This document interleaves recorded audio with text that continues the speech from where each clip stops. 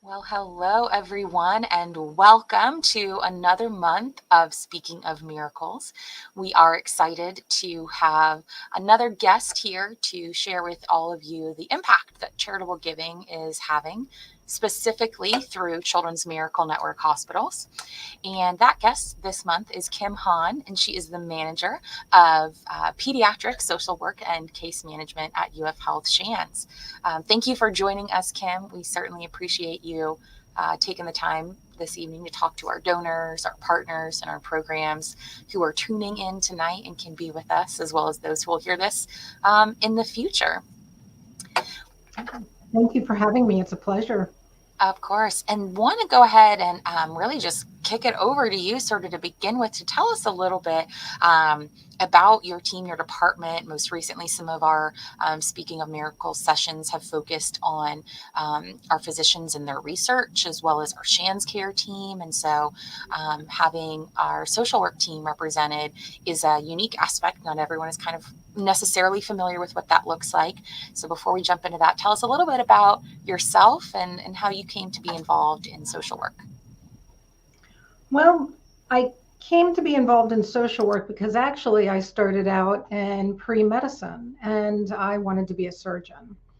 And I did an internship with a surgeon in South Florida, and I had a real difficult time watching the surgeries. And finally he said, what are you experiencing? I said, I feel their pain, and he said, they don't feel their pain. And he actually directed me, he said, have you ever considered social work or mental health counseling? Because if you feel people's pain, that's an incredible gift. So I started in that direction, and I've actually been in, previous to coming to UF Health, I worked in child welfare for about 18 years, and now I've been at UF Health for 15 years. 13 of those have been in pediatrics. I've been in the manager position about a year and a half. Prior to that, I was working on the NICU as well as with all the surgical services, including traumas and burns here at the hospital for about 8 years. So it's been an incredible experience and journey, and every day I'm still excited to come to work because I just really enjoy the children and families. They're just it's so great. It's such an honor.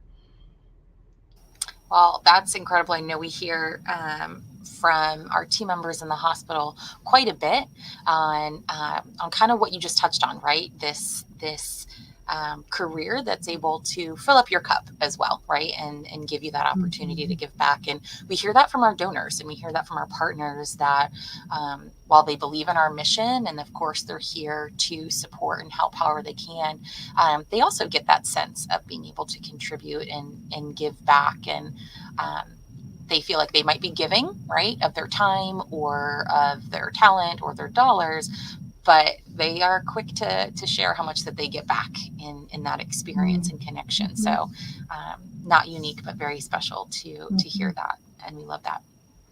And a lot of people, I think I was starting to say, right, they've heard the term social work. They maybe know what it is, or I think they have a grasp on exactly what that means. But can you tell us a little bit about maybe what that looks like in the healthcare setting or in our children's hospital specifically?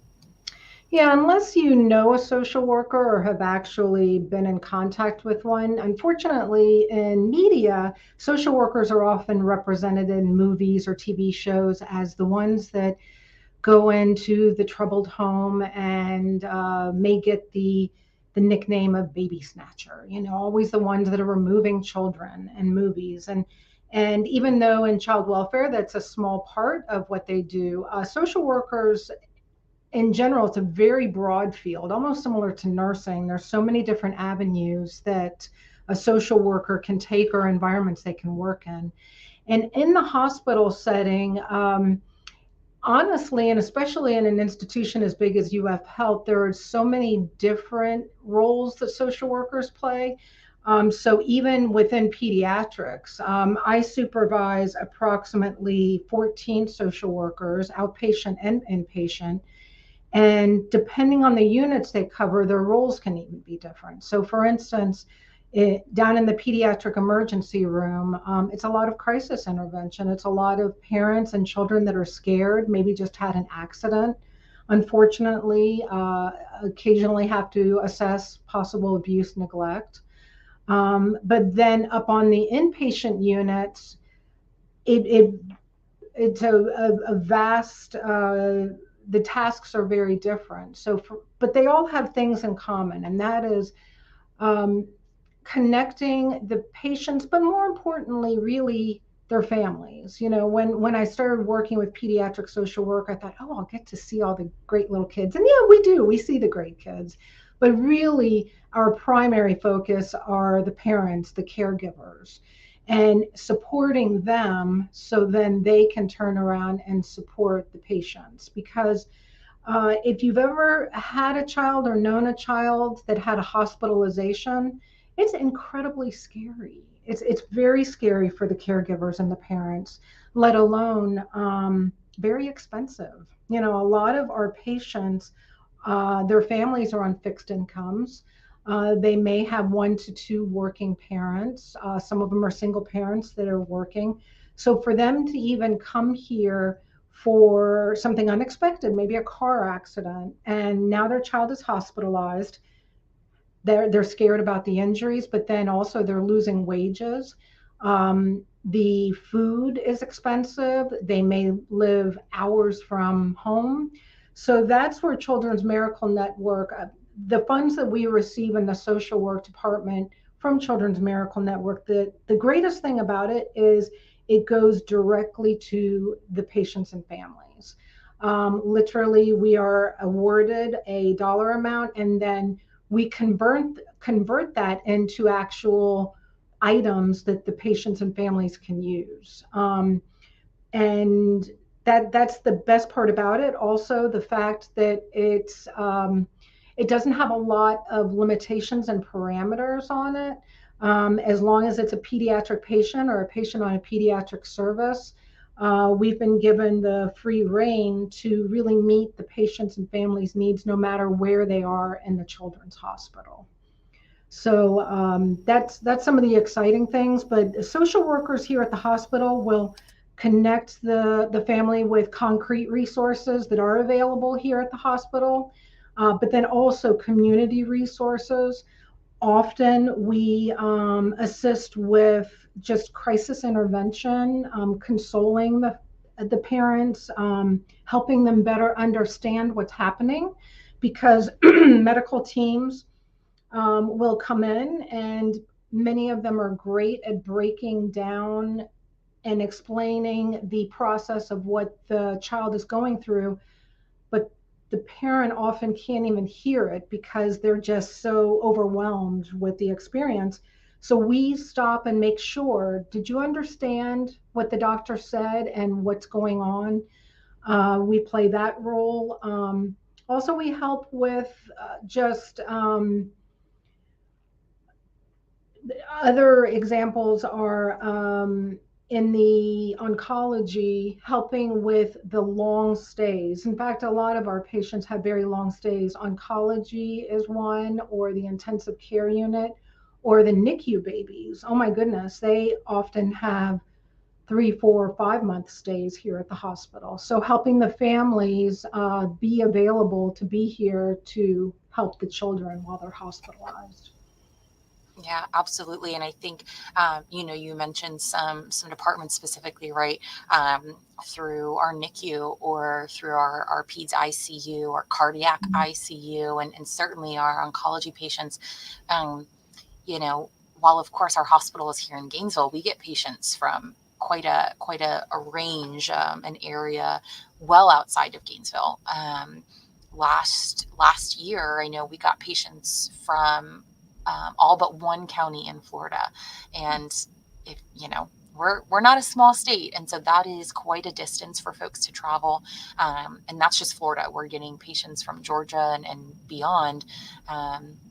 That come here, and not just for a day or 2 days, right? Weeks and months at a time. I know we've got ambassadors that we work with Children's Miracle Network, who've made Gainesville their home for 3, 6, 9 months at a time, when they've needed our care. And so mentioning those long-term stays, I know we've had the opportunity, our partners at Wawa have donated gas cards, right? And to think that there are parents who are trying to figure out how are they just going to pay for the gas to get their kid to the place that needs, where they need their care, is tough, right? And so that we can support that because of our donors, because of our partners, makes a really big difference. Mm-hmm. And I know one too that that you mentioned those, the sort of the greatest needs. What does that family need? Is it food? Is it clothing? Is it the food pantry that we have, right? And these small things that we maybe don't think about when we're thinking about providing clinical care, right? As a general community member, but things that our children's hospital, as a nonprofit hospital, relies on. Mm-hmm. Um, so thank you for shedding some light on kind of all of those areas. Um, when you're as a social worker, I know you mentioned you think you've got 14 members of that team. Are they divided up by departments, or kind of what does that look like for them? Yeah, we have two outpatient social workers that cover the clinics and the specialty and the primary care clinics. So the patients may be inpatient, and we have others to see them, but then the vast majority of their time may be outpatient with follow-up appointments. And then inpatient, we have a very large NICU, so we have three social workers there. The cardiac ICU, as you mentioned, we have two social workers there, and they also uh, meet with a lot of the patients that are on the heart transplant list and even after transplant. We have kidney transplant social workers. Then the others are broken up. We have two in mother baby unit, and then two in the ICU, the PEDS ICU, and then two in oncology. Then some others that are on med surge as well, and covering all those services. So yeah, they're broken up kind of by service and unit. Okay. And yeah, I mean, I imagine for many of those, I go back to thinking even, you mentioned, our heart transplant patients, and we're one of only two hospitals in the state that provide that service for pediatric patients. And so, um, even more so, right? These families are immunocompromised usually as they're sort of waiting for, their miracle in the form of a new heart. They might have to be here in Gainesville for a while, regardless of where they're where they call home right now. And so again, right, those financial burdens that come on top of the emotional, right, and sort of health burdens that they're facing. Um, Knowing that CMN dollars have helped, like I mentioned, right? Maybe it's the gas cards or the food vouchers or other ways. What would your team's limitations be, or what would those challenges of our families really sort of look like without philanthropy? What services might be available? What services would be available would be very few, because Okay. even though there's possibly some community resources to help, for instance, food banks or um, some foundations that do rental assistance. Those are few and far between, and it seems like they are even struggling to get the donations that they need. So without the CMN dollars, so many things that we offer just simply wouldn't be available. You mentioned the food vouchers. CMN funds not only food vouchers for the parents to use, and even the amount that we're able to offer based on the budget is really a drop in the bucket of the need. It helps absolutely, but if a child is here for a month, that's 3 meals a day times a month, so that can add up.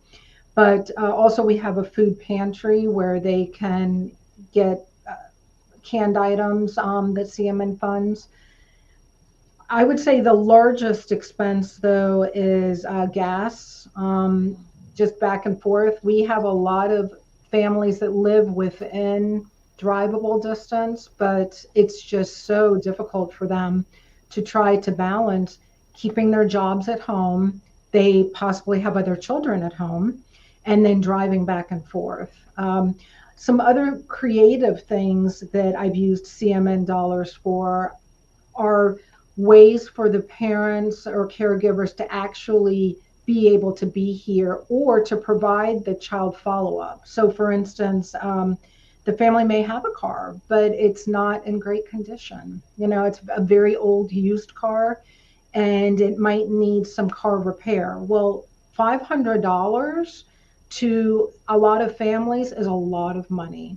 Whereas if I'm able to use CMN dollars to get the car repaired, and then they can get the child back and forth to appointments, that's amazing. Or, for instance, another example is I've had a couple of situations where we've had children that are on the verge of discharge, and the parents have informed us that the child doesn't have a bed to sleep on at home. And now that they have a transplant, they would like to have the child no longer sleep on the couch. And sleeping on the couch might have been acceptable in the past in that family, but they really would like a bed. So we've purchased beds for children. Another example is we had a family recently that had quadruplets in the NICU. And this was a very unexpected occurrence for the family. They did not plan on quadruplets, and a stroller for quads was almost $500. So using the donations for items like that can really make such a difference in the lives of that family. So those are some of the examples, and without those funds, I can't even imagine what it would be like for the families. Quite frankly, it probably would impede on a lot of the parents' ability to be here with their children. We'd probably have a lot more children here alone in the hospital. Mm-hmm. Um, but also, more importantly, after they're discharged, that's not the end of their journey. You know, I'm used to working inpatient inside the hospital. So you forget that once they're discharged, that's often the beginning of the journey for a lot of these families. And they have a lot of follow up appointments. Well, quite frankly, if they didn't have some of these resources, they may not, with all good intentions, and they want to get their child there, they may not physically be able to get their child to follow up appointments. And then that can create a whole other snowball effect for that family that they had no intention of starting. So, Oh, um, absolutely. yeah, those are some examples of how we utilize the funding. Yeah, and I know, again, right, we sometimes, or even I think when we give hospital tours to some of our supporters and they see that, um, there's a video game console, right, in maybe like an infusion bay, and it's, it seems maybe silly or questionable. Like, why are we buying a video game console? Well, when you're sitting in that infusion chair for 8 hours as a child, to have something to keep your mind off of what's going on that day. It all contributes into that healthcare journey. And part of that is also the wellness of the whole family, right? And Mm-hmm. so if it's making sure that our patients have a way to get to our hospital, like you mentioned, after discharge, because if they're not coming for those follow-up appointments, who knows what that maybe looks like. Yeah. And for that family, if that's the difference maker for them, and that helps us heal that child or give that child a different Mm-hmm. story, then certainly a really wonderful way to be able to support their time here with our hospital. Mm-hmm. Um, One of the other programs that I know it's a little bit tangent to what you do, but it kind of reminds me is, we see folks who come through our trauma center, and I-75 can be a pretty scary place to be. Obviously, it's not the only place we get, patients coming in for traumas, but certainly one of them. And when car accidents happen, car seats become unusable. And so I know through CMN, we're able to support the purchase of car seats to be able to loan, so that when families are able to be discharged after a severe accident, and need to leave the hospital, legally they can't leave without a car seat, but they potentially have all been inpatient post accident and haven't had a chance to get a car seat. And again, really being intentional and thoughtful through what do our patients need at the bedside, right? What do they need clinically? But then also, how do we get them home well? And so I know a lot of families rely on that car seat sort of loaner program that we have until they can get to, Walmart or another place to buy a new car seat, and then bring that one back to then sort of almost pass it on, right, to the next family who might need it. We hope nobody else needs it, but when that's the case, we have those available funds too. Yeah, and you bring up traumas, and traumas are dear to my heart in the sense that I was the trauma social worker for pediatrics for 8 years. And um, I think why it touched me so much is that could happen to any of us. We could be driving down I-75 or picking up our kids from school, and that happens. And it's obviously very dramatic and traumatic, but it's often the injuries aren't resolved in the hospital. It's something that needs continual services and follow up. I can remember a situation where a patient needed to be in a wheelchair for about a month or two, and they didn't have a ramp to get into the home. So their uncle was willing to build a ramp, but they literally couldn't afford the lumber for it. So that's another example of how we've used CMN dollars. So we do relate it, everything that we offer for the patients and families relate directly to the safety and their ability to follow through with the medical care. The doctors and the medical teams and nurses do an incredible job of addressing that, but of all the medical needs. But if we don't address the social needs, then they may not be successful without that assistance. Absolutely.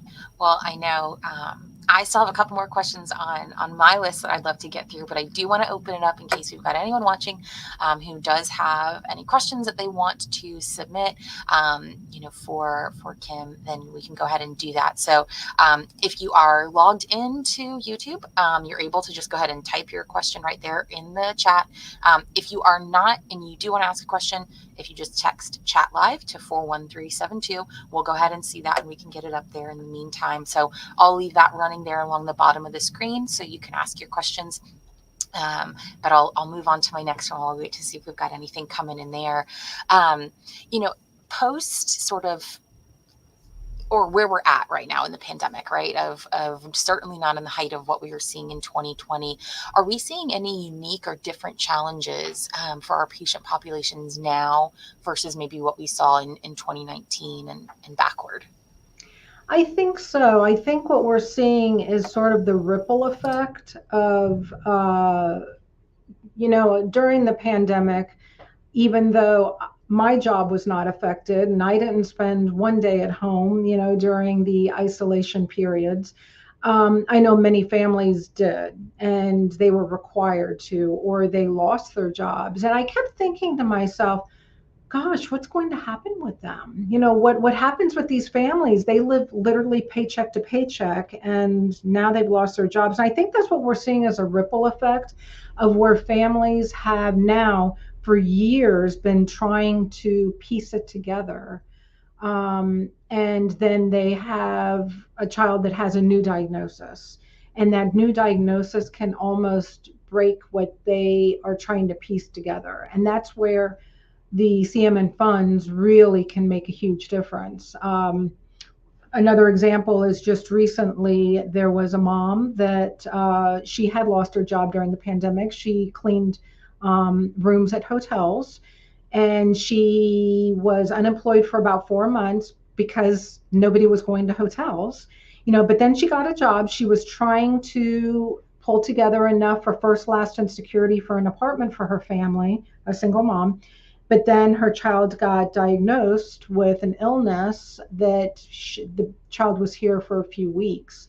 So that set her back, even being here for part of that time, and the travel expense and the food expense. So we were able to assist her with partial payment of the first month of rent. So there's an example, and I think that's what we're seeing, is that the need is greater since the pandemic. Many families that were piecing it together aren't able to do so as well since. And that makes sense. Once it starts to get a little bit behind, right? It's hard to kind of come back, especially if one thing, sets that off even more so. And that's why I was curious, maybe kind of what some of those trends might be or challenges that our families are seeing. So thank you for sharing that. What would you say on sort of the daily, whether it's the food, whether it's clothing, whether it's obviously assistance with how do we fill these other gaps in our life to make sure we can focus on our child and their health? What's that sort of greatest need on a daily basis that your team is working with in our families? I would say probably gas expenses going back and forth, because even though Ronald McDonald House is close by, not all families want to stay there because they have other children at home and they need to also keep their jobs. So they need to go home to their jobs. They come here during the times that they're not working. But again, it's the back and forth of the travel expense. So I would say that is a huge one. The other one is the food expense while here. I don't often eat in our food establishments or cafeteria because, quite frankly, it gets expensive, to eat there daily. So that's I think a big need as well. Those two, basic needs, I think are the two. And also, I would say we do spend quite a chunk of money on hotels where they might be coming in for the night. So, for instance, I just approved a hotel in UCMN funds where it was a child that was coming in for many scans. They are concerned that the cancer is recurring. So coming in for many scans, the appointments start at 7 a.m., but they live in Pensacola. Pensacola is 5 to 6 hours away. So they come the night before and we assist with the hotel, and then so they're able to safely drive back after the appointments. And also, even though Ron McDonald is incredible, they don't have enough rooms for all of the families that are here at the hospital. So I would say gas, food, and hotels are the biggest chunks of assistance that we offer. That Yeah. makes sense. Yeah. And I imagine that's probably fairly universal, right, across children's hospitals. But I think seeing when I see the data of where our patients are coming from, Mm-hmm. I would say I think a lot of children's hospitals, and we have many of them in Florida, and many CMN hospitals, even in Florida, certainly have a sort of radius around them where they're getting the majority of their patients. And I think ours are a little unique in that we're really getting them from even farther away, given the research that happens, the clinical trials that we have, the higher sort of acuity patients that we're seeing on a very regular basis, and some of the specialty services where we are the only or one of a very few hospitals, not just in the state, but maybe in the region, providing certain services. And so we are seeing those families come from very far distances to get the care that maybe we can only provide or few people who can provide in the country. And so, again, a big thank you to our donors, individual, to our corporate partners. I know we've had even our partners at Marriott, right, who are able to provide certain discounts and sometimes even rooms to our patients and their families when they're coming in. So it definitely relies on the full network to be able to support what's going on with social work. And so as we wrap up, I just want to say thank you so much for making the time to share what it's like sort of in the day of a life with one of our social work team members, the challenges that you all are seeing, and how our partners can be a part of that. And so before we wrap, just anything else that you'd like to share or leave with our supporters? No, just a thank you from all of us that meet the patients and the families and see the reactions of when we are able to help with them with the smallest of needs. I almost wish I could videotape that instead of me verbally telling the donors about that. Videotape that because, uh, again, that's what I love about this is that we are able to directly give the funds to the families and help to meet some of their needs. So thank you. Well, thank you very much. Thank you to everyone for tuning in today. We hope to see you our next Speaking of Miracles, which will not be in January, but stay tuned for February dates coming at you soon. And thank you so much.